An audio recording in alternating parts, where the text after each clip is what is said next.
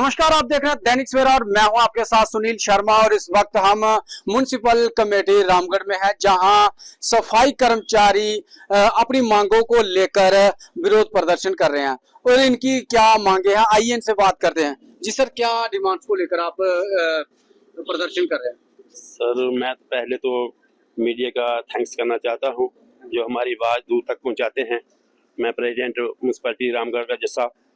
Sir, बात ऐसी है कि हम काफ़ी दिन से हम प्रदर्शन कर रहे हैं, स्ट्राइकें भी कर रहे थे, तो हमारी बात आगे तक चली थी, तो हमारी फ़ाइल भी पूरी कंप्लीट हुई थी। तो फाइल गई थी, वो श्रीनगर में गई थी चीफ मिनिस्टर साहब के पास, मगर धीरज गुप्ता ने उसमें एक एलिगेशन लगाया है कि जब पहले फर्स्ट टाइम जब कोरोना आया था, तो उस समय क्या किया था, गवर्नमेंट ने काफ़ी पैसा दिया था कि जो म्यूनसिपालिटी हैं लोगों की फैसिलिटी के लिए पैसे दिए थे। तो इन्होंने क्या किया कि जो ईओ सीओ थे, ये धीरज गुप्ता के हाथों से पैसा निकला था। धीरज गुप्ता को पता है ये पैसा कहाँ कहाँ गया, कहाँ नहीं गया है। तो ईओ सीओ ने क्या किया कि जो म्यूनसिपालिटी कमेटी के ईओ से सीओ थे, उन्होंने कुछ घोटाला किया हुआ है। तो उस घोटाले की वजह से हमारे फाइल कंप्लीट हुई थी। अब धीरज गुप्ता ने उसमें एलिगेशन लगाया है कि जो म्यूनसिपालिटी के ईओ और सीओ हैं, इन्होंने घोटाला किया हुआ है, इसलिए अभी परमानेंट नहीं होंगे।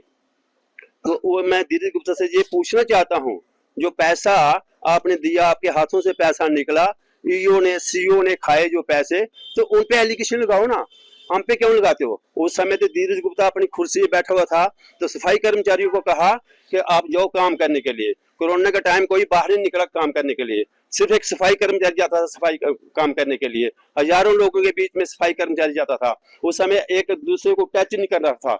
तो सफाई कर्मचारी को बोला गया था उस समय कि आपकी सैलरी दुगनी की जाएगी, और ना हमको सैलरी मिली, वरना हमने काम भी करके दिया। और धीरज गुप्ता ने एलिगेशन लगाया कि ये परमानेंट हुए। हम धीरज गुप्ता से ये पूछना चाहते हैं, उसको जल्दी से जल्दी वो एलिगेशन लगाया, उसको मिटाया जाए और हमारी फाइल को परमानेंट ऑर्डर की जाए। हम रामगढ़ म्युनिसिपैलिटी से बोल रहे हैं।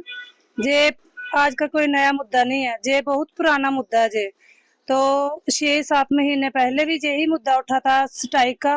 तो गवर्नमेंट ऐसे करती है कि गरीब लोगों का फायदा उठा के अपने मसले हल कर लेता है, लेकिन गरीब बंदा वहीं का वहीं रह जाता है। और दूसरी बात ये है कि अगर ये इनका कोई इतना बड़ा मसला भी नहीं है, इनकी तो भी उम्र भी हो चुकी है। ये तो 50-55 साल के हो चुके हैं। ये कितनी नौकरी करेंगे? इन लोगों के छोटे छोटे बच्चे हैं, ये अपना इतना रोजगार भी नहीं चला सकते, बच्चों की अच्छी तरीके से पढ़ाई भी नहीं करा सकते। बड़े बड़े लोग तो अपनी अपनी बच्चों की पढ़ाई बड़ी बड़ी यूनिवर्सिटी में पढ़ाते हैं, बड़े बड़े स्कूलों में पढ़ाते हैं, उनका तो फायदा होता है। लेकिन इनका क्या फायदा है? इनका तो फायदा उठा के गवर्नमेंट खुद अपने मुकाम पे पहुंच जाती है। लेकिन इन लोगों का बेचारे को क्या क्या बनेगा? ये लोग तो इसी उम्मीद में बैठे कि गवर्नमेंट हमारा कुछ थोड़ा बहुत मसला हल करेगी, और उसी मसले के उसी की उम्मीद से ये बेचारे पीछे पीछे हट जाते हैं। फिर बेचारे मजबूर होकर फिर आगे आ जाते हैं। और दूसरी बात ये है कि अगर नहीं इनसे कोई मसला हल होता तो ये खुद अपने हाथ खड़े कर दें कि हमसे कुछ नहीं होता। फायदा देखो, अभी सीईओ जो भी कुछ भी कर रहे हैं, उनसे हमको कोई मतलब नहीं है। मतलब हमारा यही है कि ये गरीबों का ये हक क्यों छीन रहे हैं? इनका हक इनको मिलना चाहिए। और इनका हक ये खुद बेचारे सुबह उठते हैं, लोग सोए होते हैं, तो ये लोगों का कचरा उठाते हैं, सफाई करते हैं, और लोगों को जागरूक भी करते हैं कि सफाई अच्छी होनी चाहिए। लोग तो इनको तो दूसरी बात तो ये तो लोग तो उनको जीने में देते हैं। आपने अच्छा काम नहीं किया, ये नहीं किया, वो नहीं किया, ये लोग ऐसे करते हैं। तो दूसरी बात, ये इतनी धूप में कोई तो 1 मिनट 1 सेकंड के लिए बाहर भी नहीं निकलता, लेकिन ये बेचारे धूप में भी काम करते हैं। इतना काम करते हैं कि इनको बेचारे को खाने का टाइम भी नहीं मिलता है। तो इनकी सैलरी क्या है?